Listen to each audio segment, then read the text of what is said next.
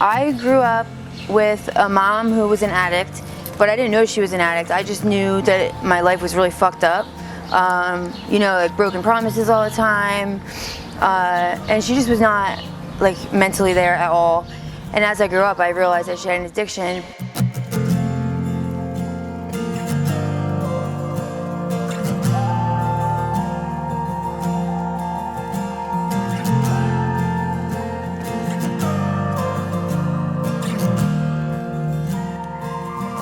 How you doing Trying today? to stay cool. It's hot out. Oh, tell me about it, Ray.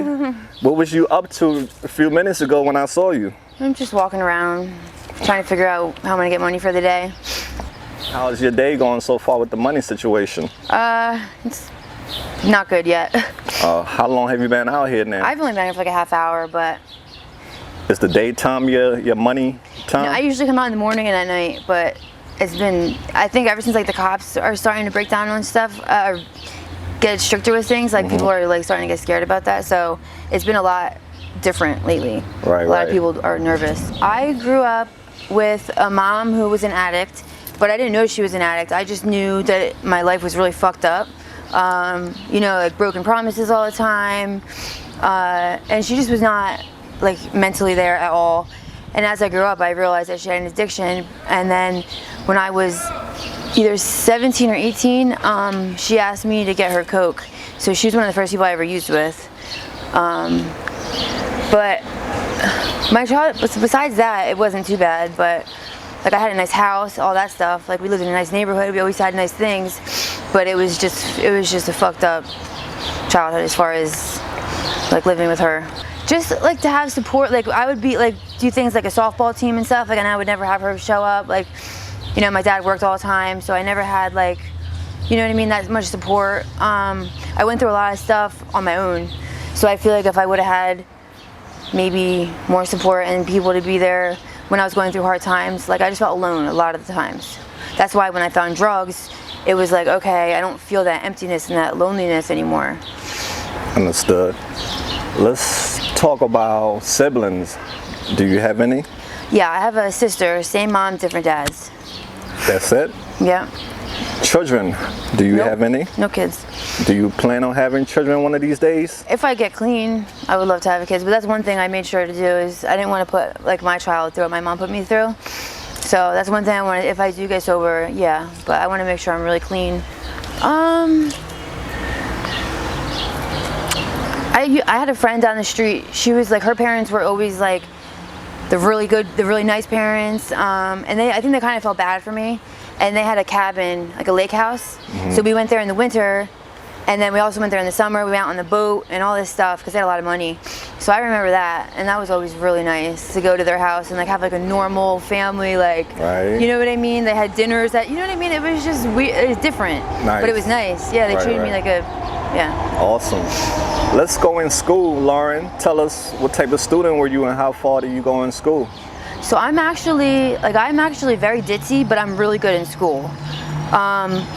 So I was at Newman University. I don't know if you know where that is. It's a private school right outside of Philadelphia. I went to school for psychology, and as I was going to school, I would drive home on the weekends to party with my friends, and that was when I met my first boyfriend, well, one of my first boyfriends that, yeah, and I didn't know he was a heroin addict. So I ended up dropping out of college, and it sucks because I was doing really well. And then when I was sober a couple years later, I went back to community college, and I was doing really good, but I never finished. All right. Okay, so now fast forward. How long have you been in Kensington? On and off. So, okay, so my boyfriend passed away 2 years ago. And when he passed away, I lost our apartment like maybe 5 or 6 months afterwards. And ever since then, I've been on and off. Like I have friends' houses that I pay to stay at each night because I don't like being out here like that. But you know, there's times that I am out here if I can't get money. But this has been like one of the longest runs that I've had. How long have you been on this run now? Would you say? It's been all winter, all fucking. I mean, for me, that's a very long time. I usually will take breaks in between, but this is the first time I'm just like kind of nonstop. Okay. Got you. So now let's talk about, you know, addiction, right? Your present situation. What drugs are you struggling with out here, or what drugs are you using? Opiates has always been my biggest thing. But I'm doing opiates and cocaine right now. Do you mix both? Yeah. What they call speedball, right? And what does that do to you? You go it's like a roller coaster. You go up and then you go down, but you're just taken away from whatever's going on in your head. Like when you get high with them, you just don't really think about what's going on in your life.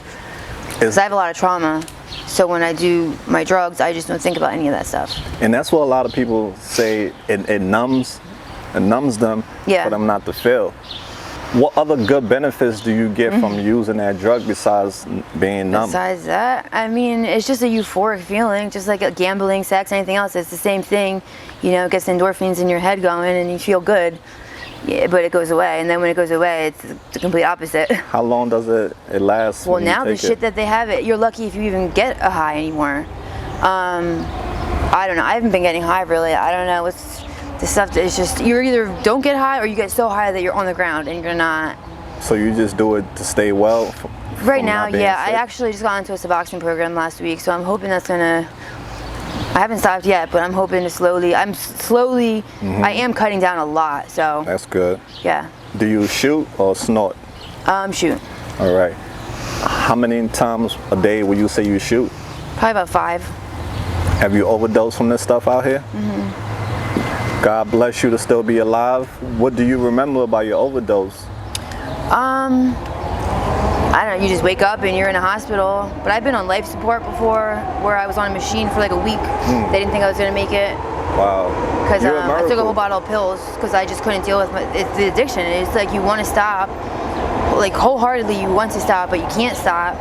And everything around you is just so fucked up. So you would think, okay, this person is gonna want to stop, but it's not that easy. You know what I mean? So I was just at the point where I was like, it's not ever gonna go away. Gotcha. What's a day in your life look like? Right now? Make money, get drugs, make more money, get more drugs, pretty much. And what are some of your other hustles that you make money with? I mean, all different things.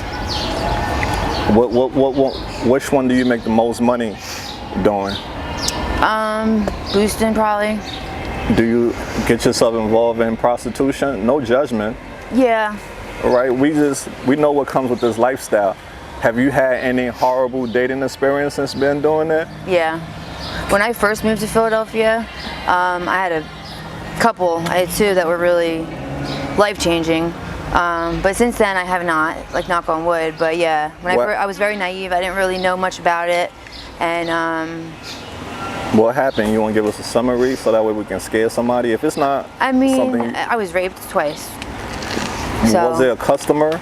Huh? By a customer? Yeah. Was it in a car? Yeah. So I actually went to the SVU unit and they did like the whole rape kit or whatever, and I got a call like 6 months later, 5 months later, and they had a hit on the DNA. However, they wanted me to testify in front of the person, and I was already very mentally fucked up at that point, and I thought if I was to revisit that whole situation and to see that person again would be too much for me. So I do struggle with that because I would like to get someone like that off the street, but at the same time, I thought that was best for me. So. I'm sorry that happened to you, all right, love? Yeah. It is actually, I didn't think anything was going to change, to be honest with you, but it has. It seems like there's cops on every corner, so it's scaring people that were coming, customers, they're scared. So, especially right around here, which is where I go. So yeah, it's. I used to be, like I would come out here for 20 minutes and I'd get picked up. Now I'm walking out here for an hour and a half, and it's like they're scared, I guess. You know, there's a 5-phase stage. I heard. What are we on now? We're on phase 2, and they're going to start locking up women for prostitution. Do you think prostitution should be legalized? That's a difficult question. I don't know how to answer that. All right. That's something to think about, though. I don't know. Right. So, dear, all the stuff. I mean, it's going to happen anyway. Right. You know what I mean? I don't know. So, dear, all the stuff that you have been through in your life, what lessons have you learned from everything you have been through? That if you go through like trauma and stuff, if you want to get sober, like really, you have to do, it's not just stopping the drug, that's the very smallest part of it. You have to go through trauma therapy, you have to go to meetings, there's so many things that are involved, like, especially for as long as I've been doing drugs, like my brain has changed. So there's just so much that people think that, oh, she can just stop, and it's so much more than that. You know, once the drugs go away, that's like actually when the problems, that's when everything comes back, and you have a lot to deal with. It's not easy. Tell people who haven't been to Kensington the do's and don'ts about Kensington. Well, I always used to, like when I first got here, I was getting robbed all the time. I would either get too high and people would rob me, or now what I do not ever get high on the street. And you just always got to be aware. You always have to be aware of your surroundings. Like when I first got here, I was just so naive, and I wasn't, you know, I'd pull my money out, and when I first moved here, I got beat up by 4 dudes because they seen how much money I had in my bra. So just being aware of your surroundings at all times, and just know that things can happen. You know what I mean? It definitely can happen. Got you. What are your short-term goals now? Well, I've been wanting to go to rehab, but I just went like 2 months ago, and I was throwing up blood in the rehab, so they sent me to the hospital, and then I had a blood infection, so I just haven't went back since then. I do want to though. If your parents, are they still alive? Yeah. Can't you go home? I've been on my own since I've been 18. So it's the option to go home? No. Have your parents tried helping you get enough drugs? Your Not mom, really. especially, who got you involved in drugs? No. Do you stay in touch with her? No. How long? When was it? So I haven't talked to her for like maybe like 2.5 years. This is the longest I haven't talked to her. But I had a counselor tell me one time, try not talking to her for a year and see if your life is better or worse. And it's just better without her. It's just too much drama, too much bullshit, and she only knows how to bond with drugs. So is she still using? Yeah. Oh, I'm sorry. Right. If you had 3 wishes in this world, what would your 3 wishes be? To one, turn back time, do things differently, to wake up one day and not have an addiction, and to finish school. Beautiful. Have you ever been married? No. Have you ever been in love? Yes. What was your longest relationship? 8.5 years. He passed away. Oh, may his soul rest in peace. Can you say he overdosed. He was sober for 1.5 years, and he picked up one time. Can you say something nice about our brother? His name? Oh, Mitch. He just was a very kind soul, you know. He was a very nice person. I lived with him for 8 years, and when I moved in with him, it got me away from all the shit for a little while, you know. He treated me really good. He was just a good person, good friend. Do you have a spiritual or religious belief? I'm spiritual, and I believe in God. Okay, where do you believe you'll go when you die? I don't. I can't answer that one. I got you, love.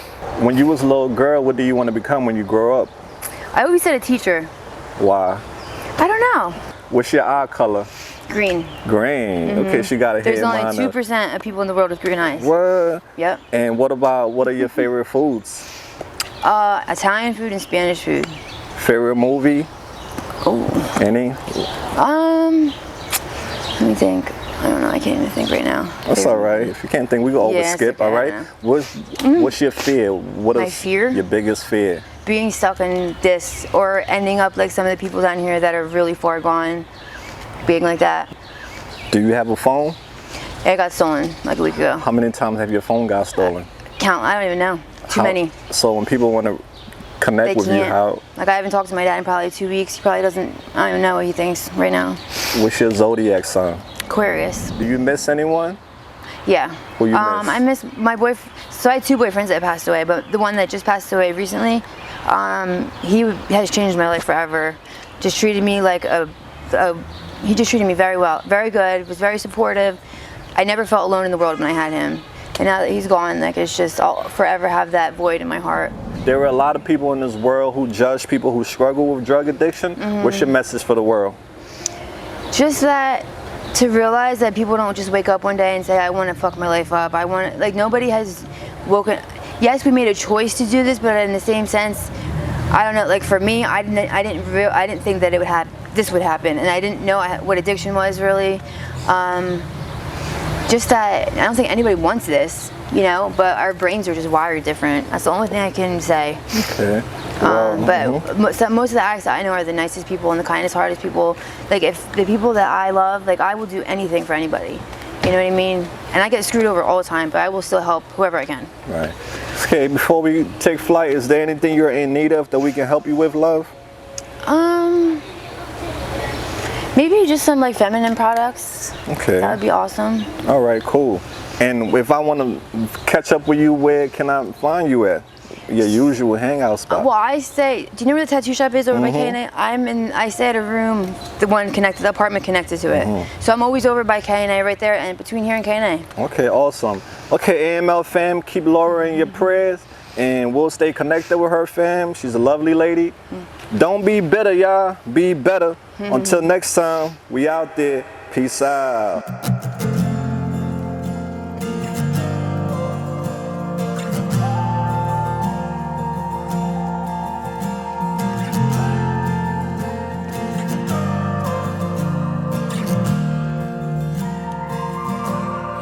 Do you